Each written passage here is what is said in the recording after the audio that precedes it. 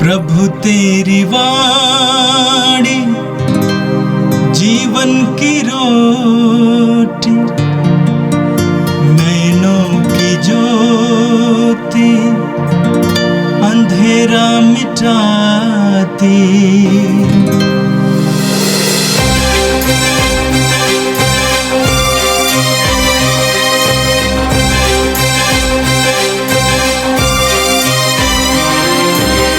प्रभु तेरी वाणी जीवन की रोटी, नैनों की ज्योति अंधेरा मिटाती। प्रभु तेरी वाणी जीवन की रोटी, नैनों की ज्योति अंधेरा मिटाती। वाणी वाणी वाणी वाणी वाणी पवित्र है, शाश्वत है, जीवन का मन्ना है। 10 अगस्त मंगलवार। पहला पाठ कुरिन्थियों के नाम संत पौलुस का दूसरा पत्र, अध्याय 9 पद संख्या 6 से लेकर 10 तक। जो कम बोता है वह कम लुनता है, और जो अधिक बोता है वह अधिक लुनता है। हर एक ने अपने मन में जितना निश्चित किया है उतना ही दे दे। वह अनिच्छा से अथवा लाचारी से ऐसा ना करें, क्योंकि ईश्वर खुशी से देने वालों को प्यार करता है। ईश्वर आप लोगों को प्रचुर मात्रा में हर प्रकार का वरदान देने में समर्थ है, जिससे आपको कभी किसी तरह की कोई कमी ना हो, बल्कि हर भले कार्य के लिए चंदा देने के लिए भी बहुत कुछ बच जाए। धर्म ग्रंथ में लिखा है, उसने उदारता पूर्वक दरिद्रों को दान दिया, उसकी धार्मिकता सदा बनी रहती है। जो बोने वालों को बीज और खाने वालों को भोजन देता है, वह आपको बोने के लिए बीज देगा, उसे बढ़ाएगा और आपकी उदारता की अच्छी फसल उत्पन्न कर देगा। यह प्रभु की वाणी है। संत मत्ती के अनुसार प्रभु यीशु का पवित्र सुसमाचार, अध्याय 18 पद संख्याएं 1 से 5, 10 और 12 से 14 तक। उस समय शिष्य यीशु के पास आकर बोले, स्वर्ग के राज में सबसे बड़ा कौन है? यीशु ने एक बालक को बुलाया और उसे उनके बीच खड़ा कर कहा, मैं तुम लोगों से यह कहता हूं, यदि तुम फिर छोटे बालकों जैसे नहीं बन जाओगे तो स्वर्ग के राज में प्रवेश नहीं करोगे। इसलिए जो अपने को इस बालक जैसा छोटा समझता है वो स्वर्ग के राज में सबसे बड़ा है। और जो मेरे नाम पर ऐसे बालक का स्वागत करता है वो मेरा स्वागत करता है। सावधान रहो, उन नन्हों में एक को भी तुच्छ ना समझो। मैं तुमसे कहता हूं, उनके दूत स्वर्ग में निरंतर मेरे स्वर्गिक पिता के दर्शन करते हैं। जो खो गया था उसी को बचाने के लिए मानव पुत्र आया है। तुम्हारा क्या विचार है? यदि किसी के 100 भेड़े हों और उनमें एक भी भटक जाए तो क्या वह उन 99 भेड़ों को पहाड़ी पर छोड़कर उस भटकी हुई को खोजने नहीं जाएगा?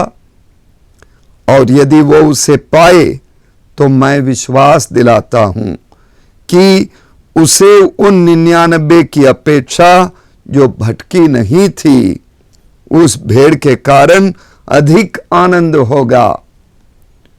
इसी तरह मेरा स्वर्गिक पिता नहीं चाहता कि उन नन्हों में से एक भी खो जाए। यह प्रभु का पवित्र सुसमाचार है। क्रीस प्रभु की जय। यीशु में मेरे प्रिय भाइयों बहनों, कल और आज हम विधि विवरण ग्रंथ से पहला पाठ सुन रहे हैं और मूसा नबी की मृत्यु के बारे में सुन रहे हैं। मूसा अपने 120 वर्ष की उम्र में गुजर गए। बुढ़ापे से नहीं, लेकिन वृद्धावस्था में वो जरूर मरे और मरते दम तक तंदुरुस्त थे। उनकी आंखों की रोशनी अच्छी थी, सुनने की क्षमता अच्छी थी, बस चलने फिरने में उन्हें कुछ दिक्कत थी। मूसा नबी बड़े भाग्यशाली थे कि मृत्यु से पूर्व उन्हें यह सौभाग्य मिला कि वे अपनी जिंदगी को पीछे मुड़कर निहार सके और ये कह सके कि मैंने ईश्वर की योजना को पूरा किया है। ईश्वर ने मूसा नबी को बहुत ऊंचे पद पर बिठाया। इस्राएलियों को फिरौन और मिस्रियों की गुलामी से मुक्ति की राह में ले आने का बड़ी जिम्मेदारी मूसा नबी को दी गई है और एक बहुत बड़े पैगंबर के, भविष्यवक्ता के पद पर उन्हें बिठाया। लेकिन मूसा नबी ने कभी भी उस पद से मोह नहीं किया। उन्होंने कभी भी उस पद से चिपके नहीं रहे।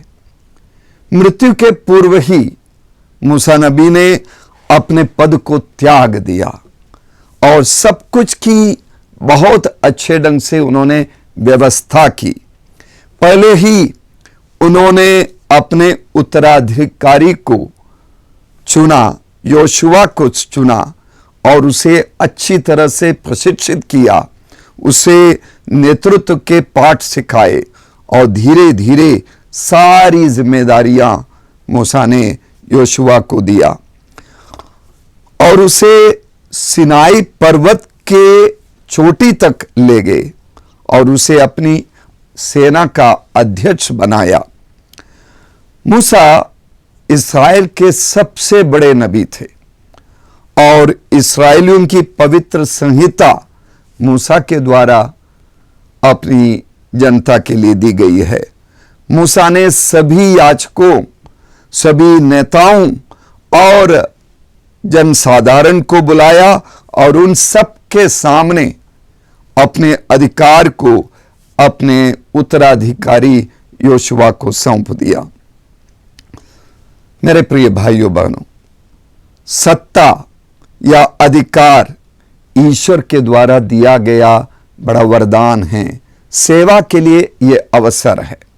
जिस किसी के पास अधिकार है, परिवार में माता पिता का अधिकार है, समुदायों में समुदाय के का नेतृत्व करने वाला प्रेरक की जिम्मेदारी है, अगुवा की जिम्मेदारी है, और समाज में नेतृत्व का अधिकार है, अन्य पद हैं।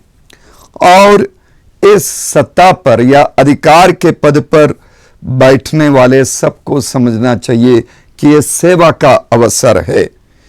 यदि उस पद से कोई चिपके रहें या मोह करे तो वो अधिकार पाप का कारण बन सकता है। वो पद पाप की ओर हमें ले जाता है, अहंकार की ओर हमें ले जाता है। सत्ता या पद का हस्तांतरण करने में किसी को हिचक नहीं होनी चाहिए। अगला व्यक्ति ईश्वर का भेजा हुआ सेवक के रूप में ईश्वर का भेजा हुआ व्यक्ति है, ये समझकर उसके लिए सेवा के लिए उसे भी अवसर देना चाहिए। विधि विवरण ग्रंथ के 31वें अध्याय के 8वें पद को हमने सुना, जहां मूसा नबी योशुआ को बुलाकर यह कहते हैं, प्रभु तुम्हारे आगे आगे चलेगा और तुम्हारे साथ रहेगा, वो तुम्हें निराश नहीं करेगा और तुमको नहीं छोड़ेगा। भयभीत ना हो और मत डरो। मेरे प्रिय भाइयों बहनों, दूसरे को पद देने में और सेवा के लिए नेतृत्व का पद लेने में हम भयभीत ना हो और भरोसा करें कि ईश्वर हमें नहीं छोड़ेंगे। आज के सुसमाचार पर चिंतन करते हुए मुझे एक छोटी बच्ची की कहानी याद आ रही है। छोटी बच्ची अपने माँ बाप और भाई बहनों के साथ एक दिन पूरा परिवार एक होटल में खाना खाने गए और होटल में भीड़ ज़्यादा थी, बहुत ज़्यादा लोग थे और इसीलिए सबको एक जगह बैठने का अवसर नहीं मिला। इस बच्ची को उस कमरे के आखिरी छोर पर जगह मिली, एक सीट उसे मिली। भोजन परोसा गया और अचानक वो बच्ची बहुत जोर से, 7-8 साल की बच्ची थी, बड़े निष्कलंकता के साथ वो अपनी माँ और पिता जो दूसरे छोर पर बैठे थे, उसने चिल्ला कर उनसे पूछा, मम्मी पापा ये बताइए यहाँ जितने भी लोग बैठ रहे हैं उनमें से कोई भी भोजन के पूर्व की आशीष की प्रार्थना नहीं कर रहे हैं, क्या हम नहीं कहेंगे? उसकी आवाज़ पूरे लोगों ने सुनी और सब लोग अवाक रह गए, चुप रह गए। तब तक होटल के मैनेजर जो रिसेप्शन में बैठे थे, उन्होंने इसकी आवाज़ सुनी। उन्होंने कहा, हम सभी खड़े हो जाए और बच्ची तुम प्रार्थना बोलो। और उस बच्ची ने ऊंची आवाज़ में प्रार्थना की, हे प्रभु, हम लोगों को और इस भोजन को जिसे हम तेरी कृपा से ग्रहण करने वाले हैं, आशीष दे क्रिस्त हमारे प्रभु के द्वारा। बच्ची के साथ सब लोग अपनी कुर्सियों पर बैठ गए। मेरे प्रिय भाइयों बहनों, ये बच्ची इतनी निष्कलंक और निर्मल मन की थी, इसीलिए बिना डर के, बिना ज़्यादा सोच विचार किए, बिना हिचके उसने प्रार्थना की। चूंकि उसे घर पर इसी का प्रशिक्षण दिया गया था कि भोजन से पूर्व ईश्वर को धन्यवाद देना है और ईश्वर की आशीष मांगना है। हम लोग अक्सर यह गाना गाते हैं, बच्चे मन के सच्चे। बच्चे ईश्वर की अनुपम सृष्टि है। बच्चों को पता है कि उनमें सब सारे ज्ञान नहीं है और इसीलिए बच्चे बड़ों से सवाल पूछते हैं और नई नई जानकारी लेने में बड़े उत्सुक रहते हैं। बच्चे क्षमा भी करते हैं। बच्चे के मन में मनमुटाव नहीं है। यदि थोड़ी देर के लिए हैं, वो तुरंत भूल जाते हैं और तुरंत दोस्ती कर लेते हैं। प्रतिशोध की भावना बच्चों के मन में नहीं बनी रहती है। यीशु ने बालकों के इस गुण को पहचाना। जब शिष्यों ने सवाल पूछा कि स्वर्गराज में सबसे बड़ा कौन है, शायद वे ये उत्तर की आशा कर रहे थे, तुम ही लोग स्वर्गराज में सबसे बड़े होंगे क्योंकि तुम मेरे शिष्य हो, और पेतरू सबसे बड़े होंगे या योहन सबसे बड़े होंगे। इस तरह के जवाब की वे आशा कर रहे थे।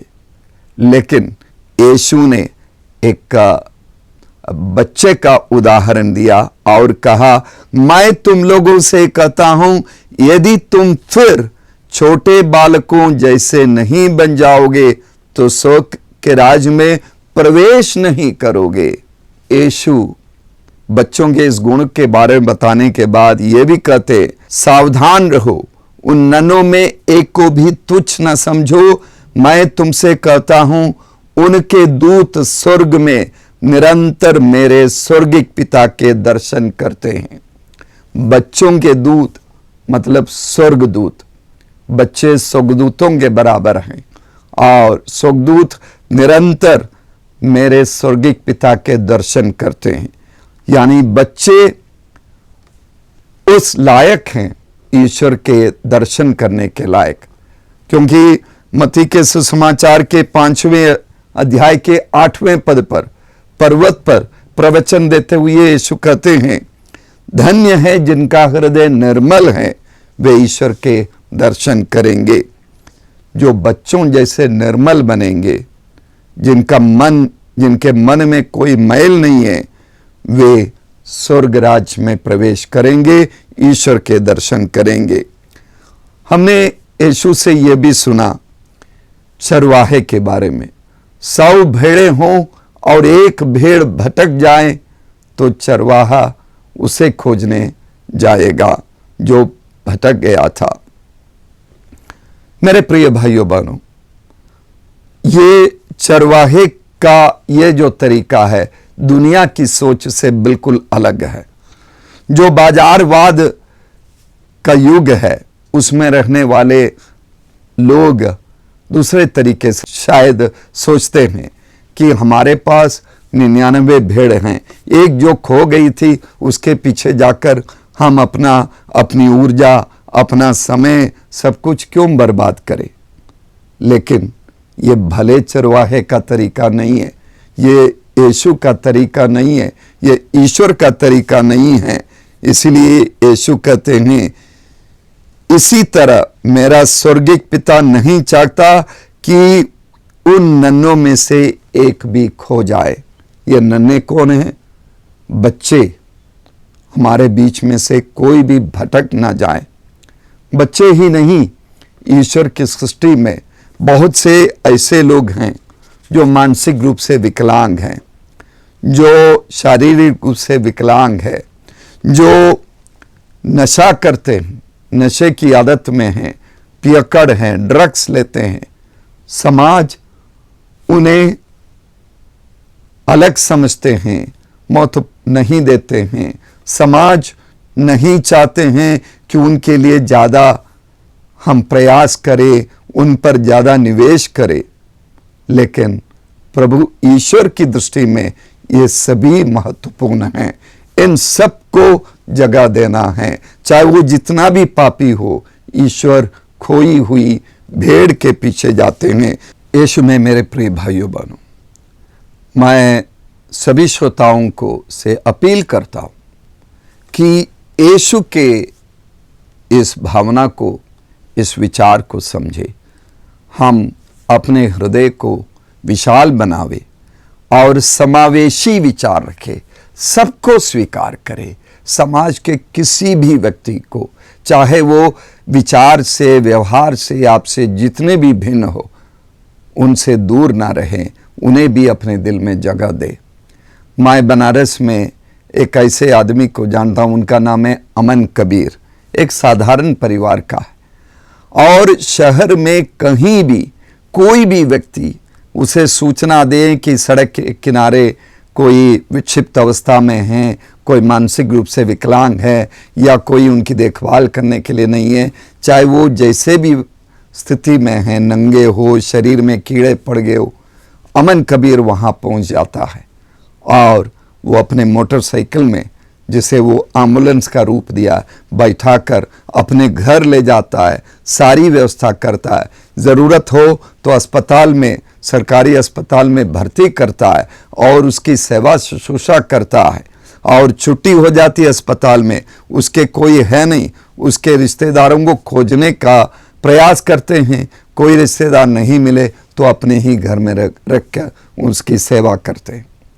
तो मेरे प्रिय भाइयों, ये सेवा की भावना, सबकी सेवा की भावना को हम अपनाएं, किसी को तिरस्कृत ना करें, किसी को अपने प्रेम की परिधि से बाहर ना करें, चूंकि ईश्वर की इच्छा यह है कि कोई भी भटक ना जाए।